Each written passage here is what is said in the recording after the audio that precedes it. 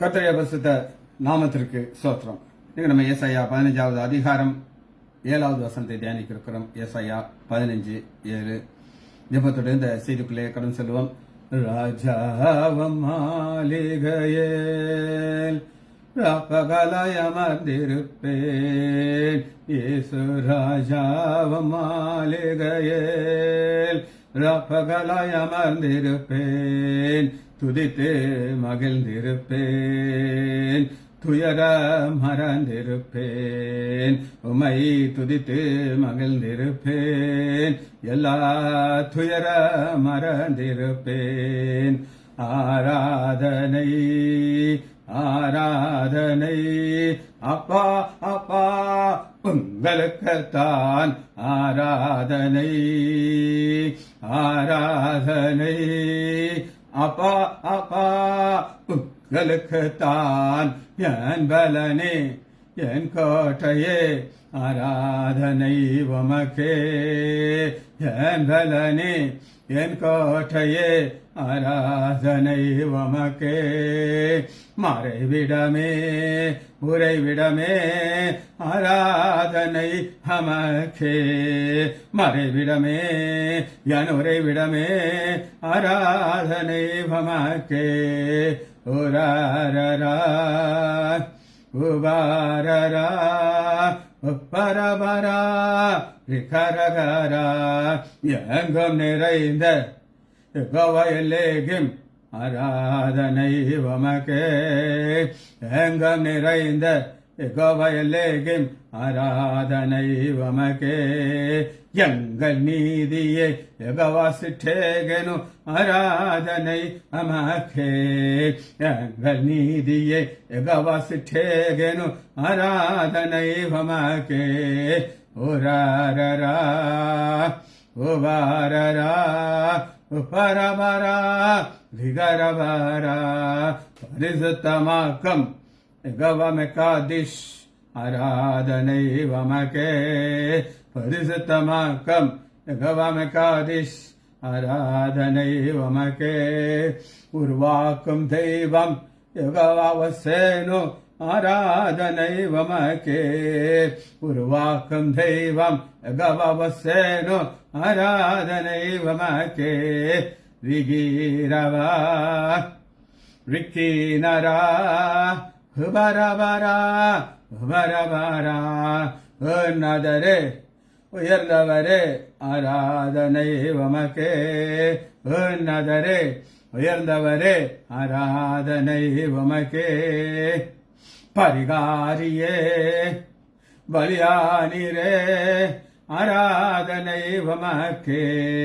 பரிகாரியே பலியானிரே ஆராதனை உமக்கே. ஈகீரரா இவீரரா இகரபரா வரவரா. தாழ்மையிலே நினைத்தவரே ஆராதனை உமக்கே. தாழ்மையிலே நினைத்தவரே ஆராதனை உமக்கே. ஏழ்மையே மாற்றினரே ஆராதனை உமக்கே. இயேசுவின் நாமத்தினாலே ஜெபங்கள் பிதாவே, ஆமென். கர்த்தருடைய பரிசுத்த நாமத்திற்கு ஸ்தோத்திரம். ஆரோக்கியராஜ் பிரதர் பிரைஸ்லார், லீலாமால் பிரைஸ்லார், ராஜேஷ் டேனியல் பிரைஸ்லார், மரியாள் சிஸ்டர் பிரைஸ்லார், நாகரத்னம் அம்மாள் பிரைஸ்லார். நமக்கு 15வது அதிகாரம் ஏசாயா 15:7 வசனத்தை நம்ம தியானிக்க இருக்கிறோம். ஆதலால் மிகுதியாய் சேர்த்து வைத்தையும் அவர்கள் சம்பாதித்து வைத்ததையும் சேர்த்து வைக்கிறார்கள், சம்பாதிக்கிறார்கள். அலரிகள் அப்பாலிலே எடுத்துக்கொண்டு போவார்கள். அலரிகள் அப்பாலிலே எடுத்துக்கொண்டு போவார்கள். இது என்ன நம்ம மணிக்கு தியானிக்க இருக்கிறோம். சரி, ஃபர்ஸ்ட் நம்ம லாங்குவேஜ் பார்க்க இருக்கிறோம். லாங்குவேஜில் என்னன்னா மிகுதியாய். மிகுதியாய்ங்கிறதுக்கு இங்கிலீஷ்ல அபண்டன்ஸ். இந்த அபண்டன்ஸுக்கு ஒரு 3 கிரேக்க வார்த்தைகளை தியானிக்கிறோம். 3 கிரேக்க வார்த்தைகள். முதல்ல ஹேட்ரோடேஸ். ஹேட் சொல்லுங்க. அபண்டன்ஸ் மிகுதியாய். ஹெக்ட்ராஸ் ஏ போடுங்க பாருங்க. HADRO ஹேட்ரோடேஸ் டீஸ் TES இமெயிலோட கோடு போட்டிருக்கேன். அதனால ஹெட்ரோடீஸ் இஸ் ஹெட்ரோடீஸ். ஃபர்ஸ்ட் இந்த ஹெட்ரோடீஸ்னா இது என்னன்னு முதல்ல பார்ப்போம். ஹெட்ரோடீஸ்ங்க நீங்க எங்க பார்க்கலாம் அப்படின்னா 2 கொரிந்தியர் எடுத்துக்கோங்க. 8வது அதிகாரம் 20வது வசனம். 2 கொரிந்தியர் 8:20. எங்கள் ஊழியர்களிலே சேர்க்கப்படும் இந்த மிகுதியான தர்ம பணத்தை குறித்து வரும் நினைவு. மிகுதியான தர்ம பணம். இந்த மிகுதியான தர்ம பணத்திற்கு என்ன ஈக்குவல் இங்கிலீஷ் வார்த்தைகள்லாம் திக், ஃபேட், ஃபுல் grown, ரிச். இத பழைய ஏற்பாட்டில் ஒரு சின்ன ஒரு ஓமையை நான் சொல்றேன். ஒரு சொப்பனத்தை யோசேப்பு ராஜா பார்க்கிறார். அங்க 7 கொழுத்த பசுக்களை பார்க்கிறார். அது ஃபேட். அதுக்கு அபண்டன்ஸுங்கிறது ஹெட்ரோடிஸ். சரி, 2வதாக ஒன்ன பார்க்க போகிறோம். அது பாரிசியா. பாரிசியா பாரிசியா பி போட்டுருங்க பாருங்க. பாரிஸ் பாரிசியா பாரிசியா. பாரிஸ் இஸ்ல முடியுது, அடுத்து இஸ்ல ஆரம்பிங்க. பாரிசியா பாரிசியா. இந்த பாரிசியாங்கிறதுக்கும் மிகுதி தான். இதுக்கு ஒரு சின்ன ஒரு வித்தியாசம் இருக்கு. இது என்ன அப்படின்னு கேட்டீங்கன்னா, எக்ஸீடட் மெஷர்ஸ். அதாவது தர்ம பணத்தை நீங்க எண்ணி பார்த்து நிறைய இருந்தாலும் அது கணக்குல வச்சுக்கலாம். முடியுமா? முடியாதா? ஆனா இதை என்ன முடியாது. இந்த பாட்ரிஷியாங்கிறது ஒரு அளவு, அதாவது எக்ஸீடிங் மெஷர்ஸ் அபோ ஆர்டினரி. ரோமர் 5வது அதிகாரம் 17வது வசனம். இங்கதான் நம்ம பார்க்கிறோம். இது பாவத்தை குறித்து சொல்லப்பட்டது. அளந்து பார்க்க முடியாது, மெஷர்மெண்ட்டுக்கு எடுக்க முடியாத அளவு உள்ளது. ரோமர் 5வது அதிகாரம் 17வது வசனத்துல பாருங்க.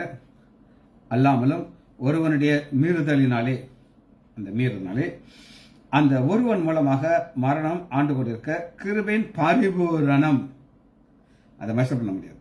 நீதியின் ஈவாகிய பரிபூரணத்தை பெறுகிறார். இந்த பரிபூரணம் அதெல்லாம் மெஷர்மெண்ட்டுக்கு மேல ஒண்ணு காரியம். இன்னொரு வார்த்தையை நம்ம பார்க்கணும். இதுக்கு 2 கொரிந்தியர் எடுத்துக்கோங்க. அதே 8வது அதிகாரத்துக்குள்ள வாங்க. 2 கொரிந்தியர் 8வது அதிகாரம் 2வது வசனம்.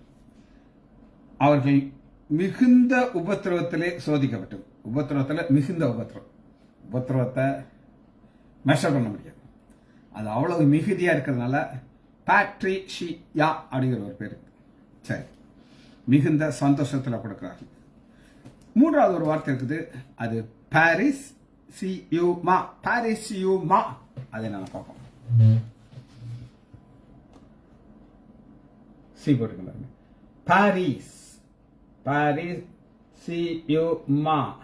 PERIS SEUMA. பாரிசியூமா.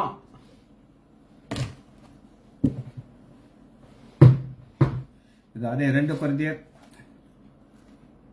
8வது அதிகாரம் 14வது வசனம்.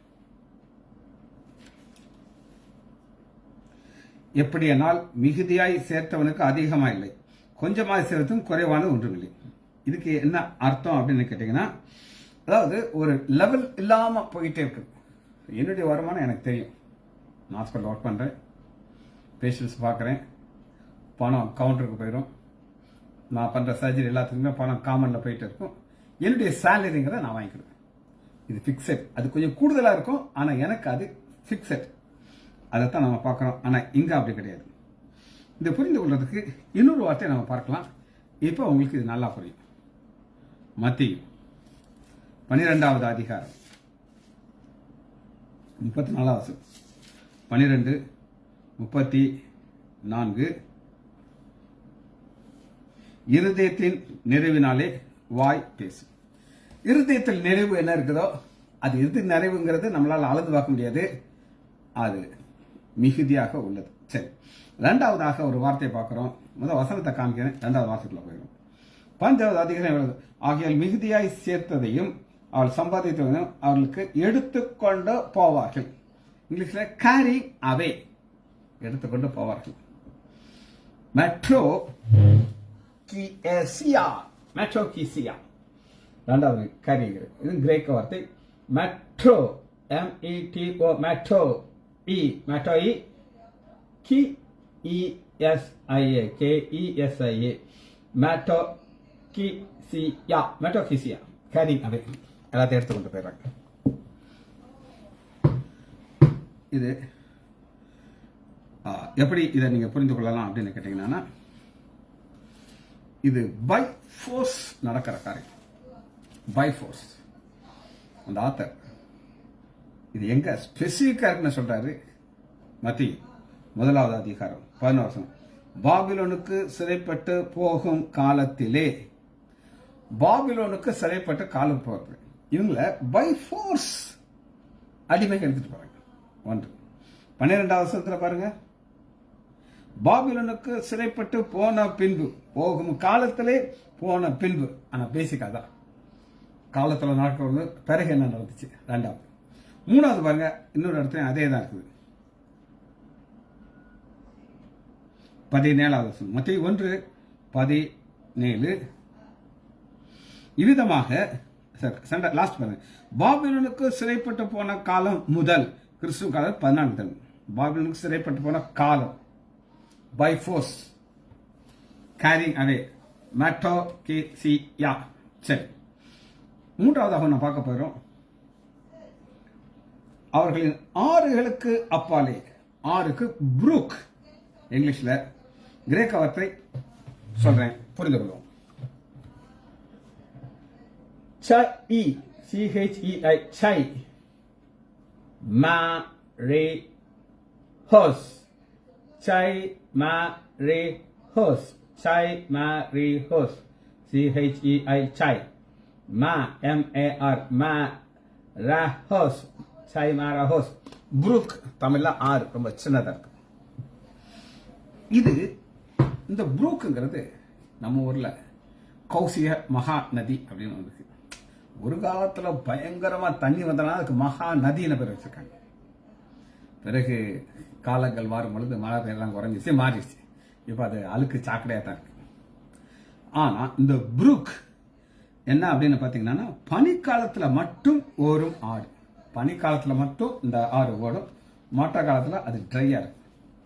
புதிய ஏற்பாட்டுல யோவான் 18வது அதிகாரம் 1 வசனத்துல இயேசு இலை சொன்ன பின்பு தம்முடைய சீஷர்களோடு கெதரேனேத் என்னும் ஆற்றுக்கு அப்புறத்திலே, இங்கிலீஷ்ல புரூக். சரி, கடைசியா ஒரு வார்த்தை பார்த்து நம்ம அதை முடிக்க போயிடும். To take away. ஒன்னு கேரிங், இன்னொன்னு அவங்க தூக்கிட்டு வராங்க. மற்றவங்களை தூக்கிட்டு போறது ஒண்ணு, அவங்க தங்களுடைய காரியத்தை தூக்கிட்டு போறாங்க. டேக் அவே முதல் வசனத்துல காமிச்சிட்டேன். 15:7 நிம்ரின் 7 அதனால் மிகுதியாக சேர்த்ததையும் சம்பாதித்ததையும் அவங்க சம்பாதிச்சதை கொண்டு போறாங்க, எடுத்துக்கொண்டு போகிறாங்க. ரெண்டு பேரும் சேர்த்ததை கொண்டு போறது வேற. இது என்னன்றதை பார்த்து முடிக்க இருக்கிறோம். லாஹோர், லாஹூ, ஹெச் பாருங்க, கியூ வந்து பாருங்க.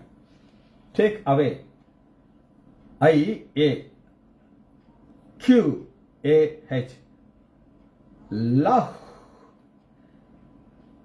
LA மேல ஒரு கோட்டு நீட்டு, லா லா ஹூ, QAH, லாஹூ. இதை நான் பார்த்த லாங்குவேஜ் நம்ம முடிக்க போகிறோம். இது இது எபிரேய வார்த்தை. நான் இவ்வளவு சொன்ன ஒரு 3 வார்த்தையிலும் கிரீக் வார்த்தை. இது எபிரேய வார்த்தை. ஆதியாகமம் 8வது அதிகாரம் 9வது. ஆதியாகமம் 8:9. டேக் அவே, அந்த காகத்தை தன் பக்கம் எடுத்துக்கிறார்.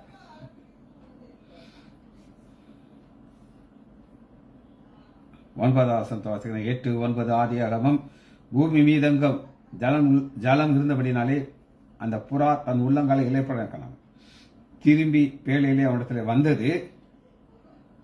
வரும்பொழுது நோவா தன் கையை நீட்டி அதை பிடித்து தன்னிடமாக பேழைக்குள்ளே சென்று அப்படி இழுத்து தன் பக்கமாக சேர்த்துறதுக்கு நம்ம இந்த வார்த்தைக்கு லஹோங்கிற வார்த்தை பார்க்கணும். சரி, ஆதியாகமம் 14வது அதிகாரம் 11வது வசனம். நான் சொன்னேன் உங்களுக்கு, யுத்தத்தில் இந்த வார்த்தையை யூஸ் பண்ணுவாங்க. 4:11. அப்பொழுது அவர்கள் சோதம் குமாரன்களில் உள்ள பொருள்கள் யாவரையும் போஜனத்தை அவர்களை எடுத்துக்கொண்டு போய்விட்டார்கள். எடுத்துக்கொண்டு போய் சும்மா அப்படியே நான் அந்த முடிச்சிருந்த பைபிளை தூக்கிட்டு இது கிடையாது, பை ஃபோர்ஸ் எல்லாம் எங்களுக்கு சொந்தம், நாங்கள் ஜெயிச்சிட்டோம் சொல்லி. கடைசியாக ஒரு வார்த்தையை நம்ம பார்த்து முடிக்க இருக்கிறோம். ஆதியாகமம் 43வது அதிகாரம் 18. 43:18. தங்கள் யோசேப்பின் வீட்டுக்கு கொண்டு போகப்படுகிறதை அவர்கள் கண்டு பயந்து, யோசேப்பு வீட்டுக்கு கொண்டு போகப்படுகிறதை, அந்த வார்த்தை கொண்டு போகப்படுகிறதை லஹோ. சரி, லாங்குவேஜ் பார்த்துட்டோம். நம்ம இன்னைக்கு வாசனத்துக்குள்ள வரணும்.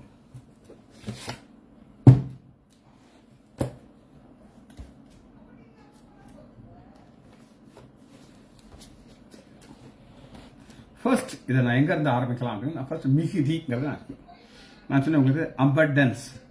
இந்த அபண்டன்ஸை குறித்து நம்ம பார்த்தா தான் இந்த செய்தி புரியும். ஏசாயா 5வது அதிகாரம் 29வது வசனம். 5:29. அவர்கள் கெர்ச்சிப்பு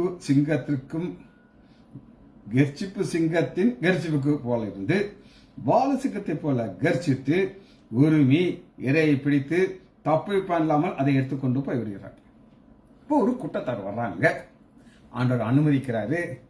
நீ எண்ணெயை விட்டுட்டு விற்கிறவர்கிட்ட போயிட்ட, நீ மிகுதியா சம்பாதிச்சு வச்ச, நீ மேடைகளில் போய் பலி செலுத்திட்டு இருக்கிற, நான் என்ன செய்வேன்னா ஒரு கூட்டத்தை அனுப்பு. இது அவங்க என்ன செய்வாங்க, எடுத்துக்கொண்டு போய்விடுவார்கள். நீங்க இதை புரிந்து கொண்டதுக்கு ஒரு சம்பவத்தை நான் உங்களுக்கு காட்டுறேன். நியாயாதிபதிகள் எடுத்துக்கொள்ளுங்க. ஒரு மிகுந்த ஒரு அன்னைக்கு வாழ்ந்த இஸ்ரேல் மக்களுடைய நிலைமை இந்த மாதிரி ரெகுலரா நடக்கும். இதை நம்ம பார்க்க. நியாயாதிபதிகள் 6வது அதிகாரம் 1 வசனத்திலிருந்து வாசிக்கிறேன். பின்பு இஸ்ரேல் புத்திரர் கர்த்தருடைய பார்வைக்கு பொல்லாப்பானதை செய்தார்கள். அப்பொழுது கர்த்தர் அவர்களை 7 வருஷம் மீதியான கையில் ஒப்பு கொடுத்தார்.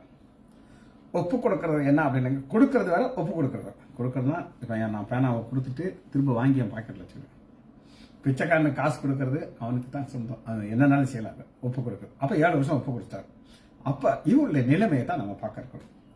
மீதியானியர் கை இஸ்ரேல் மேல் பலத்தை கொண்டு போடினாலே இஸ்ரேல் புத்திரர் மீதியானிய நிமித்தம் தங்களை மலைகளிலும் கெபிகளிலும் எல்லாத்தையும் அடக்கலாம்.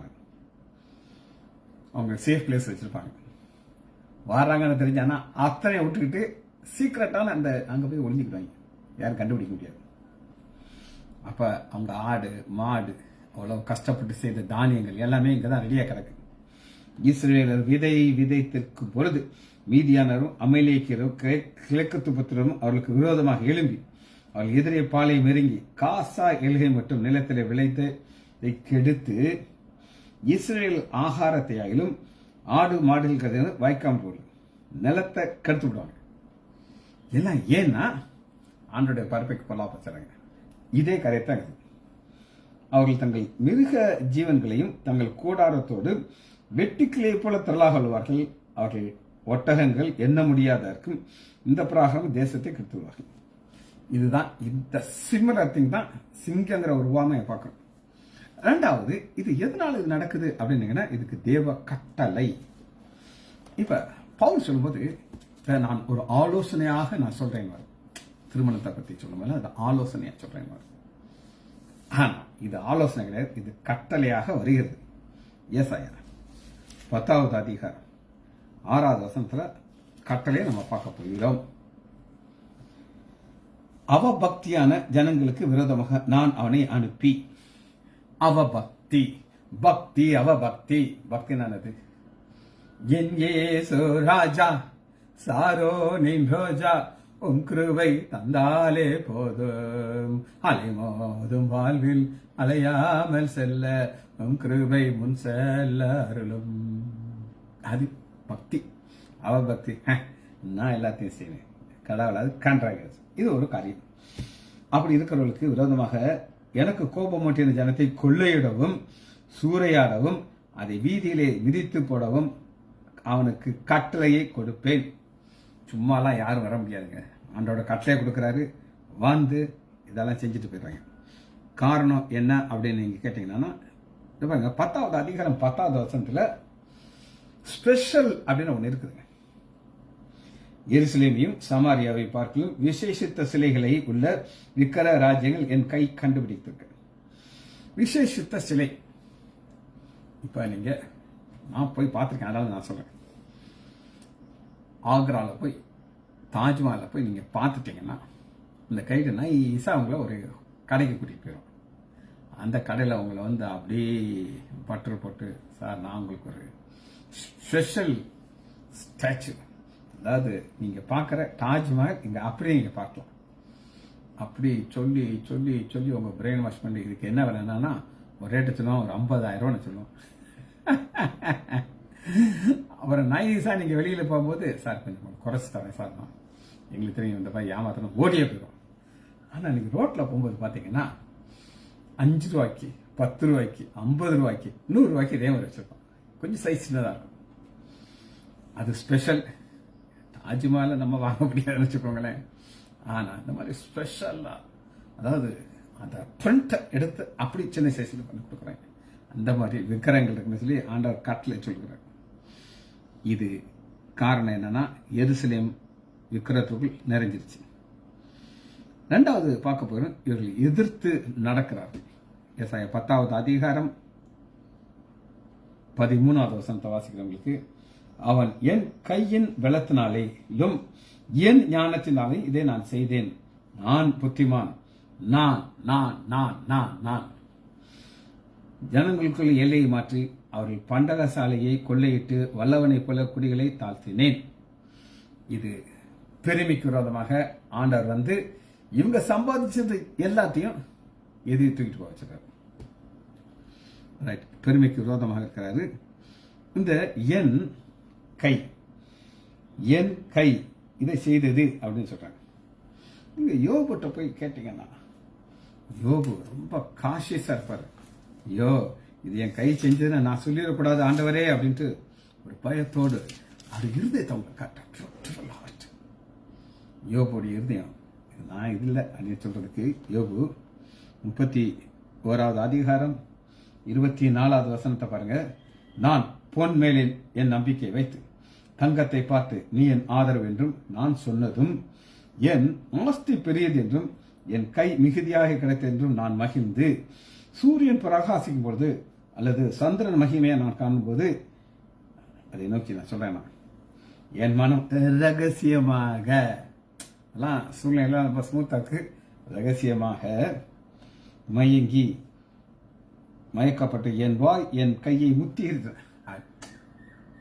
அது நிறைய பேர் நான் கைக்கு முத்தம் விடுவாங்க, ஏன்னா இந்த கை தான் அதெல்லாம் செஞ்சதுன்னு சொல்லி. அதுவும் விசாரிக்கப்படும், என்கொயரியில வந்துடும் அப்படின்னு சொல்லி சொல்றாரு. சரி, அடுத்து நாகும் ஒரு காரியத்தை சொல்றாரு. அது என்னன்னு பார்ப்போம். நாகும் 10:8-2 நாகும் 2வது அதிகாரம் 9வது வசனம். வெள்ளியை கொள்ளையிடுங்கள். இவங்க கஷ்டப்பட்டு சேர்த்து வச்சிருக்காங்க, ஆண்டவர் கட்டளை கொடுத்து அனுப்புறாரு, கொள்ளையிடுங்கள். பொன்னையும் கொள்ளையிடுங்கள், சம்பாத்தியத்திற்கு முடிவில்லை, இச்சிக்கப்படத்தக்க சகல பொருள்களையும் இருக்கிறது. அவள் வெறுமையாகும், வெளியில் பாலான மனம் கரைந்து போகிறது, முழங்கால் தள்ளாடுகிறது, எல்லா இடுப்புகளும் மிகுந்த வேதனை உண்டு, எல்லாருடைய முகமும் கருகி போயிடுச்சு. எல்லாம் போயிடுச்சுனா இதுதான் நிலைமை. ஏன் ரிசல்ட் இப்படித்தான் இருக்கும். சரி, 2வது ஒரு வார்த்தை நம்ம முடிக்க இருக்கிறோம். அது என்னன்னு கேட்டீங்கன்னா, 15வது அதிகாரம் 7வது வசனத்தை பாருங்க. அலரிகளின் ஆற்றுக்கப்பாலை எடுத்துக்கொள்வோம். அலரிகளின் ஆற்றுக்கப்பாலை நமக்கு அதிகமாக பழக்கப்பட்ட ஒரு வார்த்தை. என்ன நம்ம பார்த்து இதை முடிக்கும். அலறி. சங்கீதம் 137வது அதிகாரம் முதல் வசனம். பாபிலோன் ராஜா வர்றாங்க, எல்லாத்தையும் கொள்ளையிடுறாங்க, இவங்களை அடிமையாக கொண்டு போறாங்க. பாபிலோன் ஆறுகள் அருகே நாங்கள் உட்கார்ந்து அங்கே சியோனை நினைத்து அழுதோம். சியோன்ல இருக்கும்போது சியோனை நினைக்க மாட்டாங்க, அடிமையா வந்ததுக்கு அப்புறம் தான் சியோன் நினைப்பாங்க. அது நடுவில் இருக்கும் அலறி செடிகளின் மேலே எங்கள் கிண்ணறங்களை தூக்கி வைத்தோம். அலறி செடி இருக்காங்க, அந்த அலறி அதே வார்த்தை வருது பைபிள். எப்பயுமே ஒரு ஜோடி இருக்கும், நம்ம தான் கண்டுபிடிக்கணும். நம்ம எத்தனையோ அதை வாசிருக்கோம், அப்படி ஸ்கிப் பண்ணி போயிருக்கோம். ஜபிச்சு முடிப்போமா? மகா இரக்கமும் கிருபையுள்ள பிதாவே, துதிக்கிறோம் ஐயா. வேதத்தின் ரகசியத்தை எங்களுக்கு காட்டிக் கொடுப்பதற்காக நன்றி ராஜா. பிள்ளைகள் ஒவ்வொருவரையும் யான் ஆண்டவராகிய இயேசு கிறிஸ்துவின் நாமத்தினாலே ஆசீர்வதிக்கிறேன். இயேசுவின் நாமத்தினால் ஜெபங்கள் பிதாவே. ஆமேன், ஆமேன், ஆமேன்.